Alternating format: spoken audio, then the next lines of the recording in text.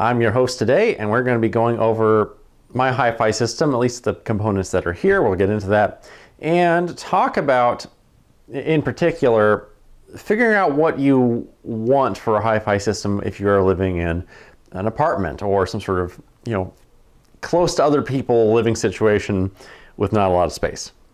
To start out, I'm recording this video. I'm trying this at a lower quality setting on my camcorder. So normally I have it set to the max, which is 60 frames a second and 1080p. And my editing computer, which is my PowerMac G5 Quad, which you have seen a video on, it really struggles, even with the playback settings for when I'm reviewing and editing set to the lowest it can go. It really chugs, especially near the end. It's almost like its RAM's being used up, but it has a ton of RAM, so I have no idea what it is. People have suggested preemptively converting the files created by the camcorder over to Apple's ProRes, so it'll be smoother because it'll be more optimized. However, my installation of compressor seems to be broken. I literally can't do anything in it. At best I can pull up some windows, but I can't pull files into it. I can't really do anything at all. I've uninstalled it and reinstalled it, and it's still weird, but I haven't tried any special programs. Now remember, I'm running what, Mac OS 10.5.8, that'd be Leopard, on a PowerPC architecture. So I am limited to which versions of things I'm using. I'm using Final Cut Pro 6 point something, and its compressor 3.0.1, something like that. Anyway, so we're trying at a lower quality. I think this is 30 frames a second to see if it's just easier to work with, because that really bogs you down. Okay, to the subject. HiFi in your apartment. Now, my system that I've selected isn't necessarily what everyone else would, and maybe isn't even advisable to do so. But we're going to go over what things I think you should consider, and then we'll go over my particular setup, the components and what makes them up. The big thing to keep in mind, really, when you're living in an apartment is sound bugging your neighbors, obviously. What kind of sound will bug them in particular? It's going to be the bass notes. Those are the ones that can more easily go through walls and floors. Those are the ones that you're going to have to take care of. So, the simplest way to do that, in my mind, is selecting an amplifier that does in fact have tone controls. Now, it can be your choice as to whether they're big knobs on your amplifier, whether it's something that a remote can do. I highly recommend having tone controls so that, especially in the evening, you can decide if you're noticing it's getting a bit bassy at the volume level you need to or want to listen at, and tone the bass down a bit so you don't bug people. That's a big thing to keep in mind when you're shopping around. Now this big guy has far more power than I can ever use, and I never really turn it up more than maybe about there. The Blu-ray player seems to have lower output, so it'll be more like that. It's listening to fire sounds.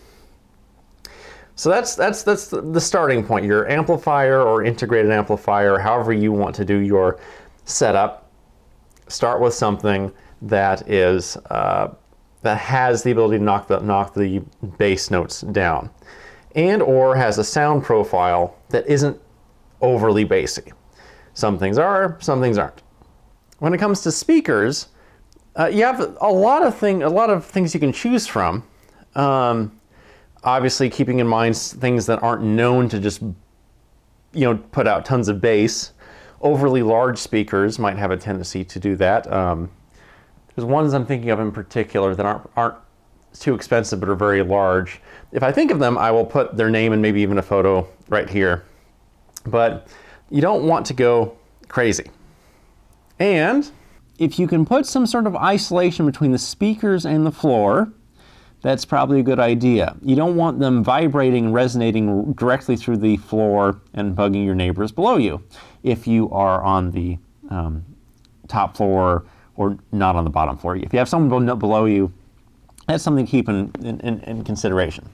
These metal spring ones were on Amazon, and there are a few manufacturers, looks like, well, a few dealers seem to carry almost the same looking ones. They do a good job of that. They are quite springy, which means you actually have plenty of flex that way, which is interesting.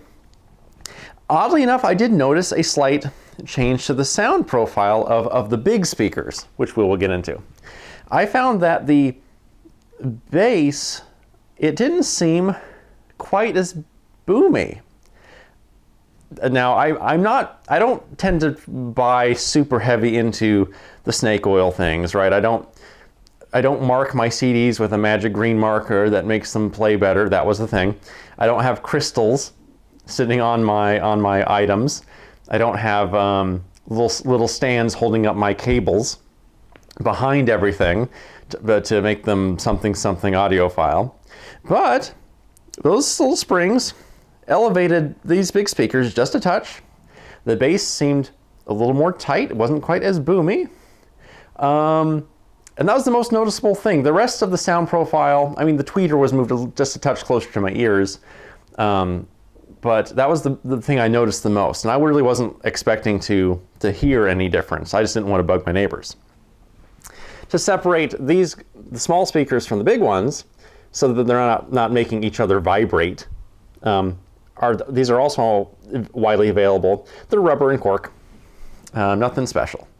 So that's more of, I just didn't want this to rattle this big guy or this one to rattle that one when they're playing. I can play them independently or both together, which I don't usually do, but you can do it.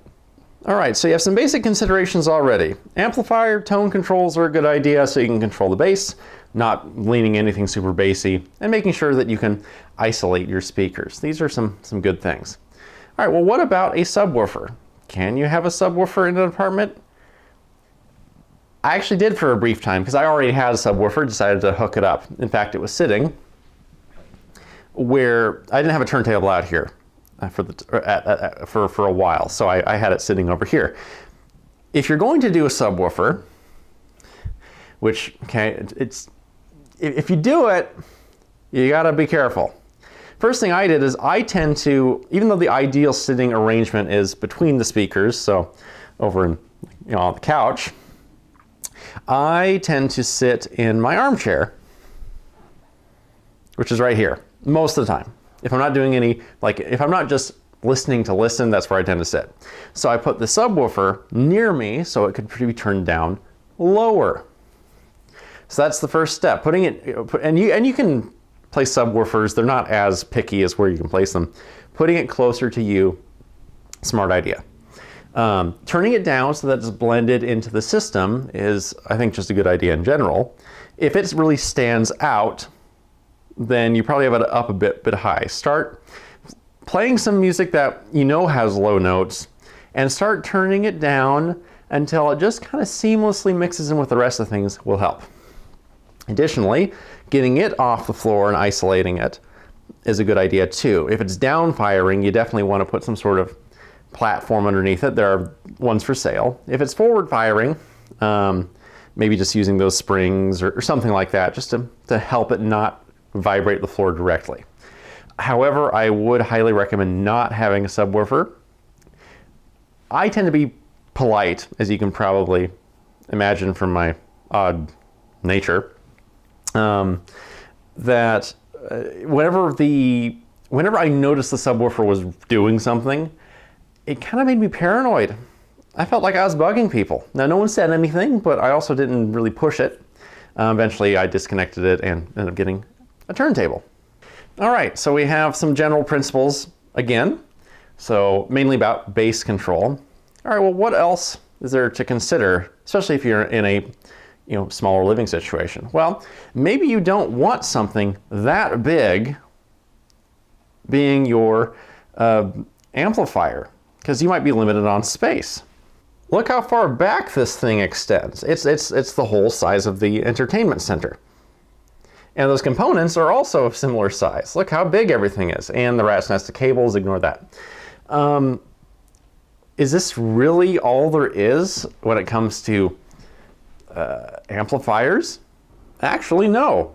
There are some things that are actually pretty dang small that will work just fine for your purposes. In this case, this one is an IEMA D05. This is what I started with. This guy has some basic inputs, including digital coax and optical. So you can use either one of those for, most TVs seem to have optical nowadays. So you can hook it into your TV, sort of as to replace your sound bar, and you can get some smaller speakers to work with it. For example, these are the NUMI BS5s. These and this were Christmas gifts to me. And this is my starter system. Sorry, the lighting in here isn't so great. I was actually very happy with this. This is perfectly adequate. And I would highly recommend these speakers. They have kind of a nice, slightly warm sound, but not too much. They're not very big, so they're not going to really rattle you with a lot of bass. This is built in Bluetooth. It has some RCA ins, volume control knob, uses a power brick. It's not, look, there's my hand, there's it. It's not super big. This you could easily fit. These could sit on a table or on dedicated stands, and you'd be perfectly happy. All right, I think that mostly goes over the apartment-specific considerations. You're going to think about size, and there also are small options. And then mainly volume and bass control are really the big things when it comes to an apartment. If you have a big apartment, you can fit big things, that's great, but you just want to make sure you're not bugging your neighbors.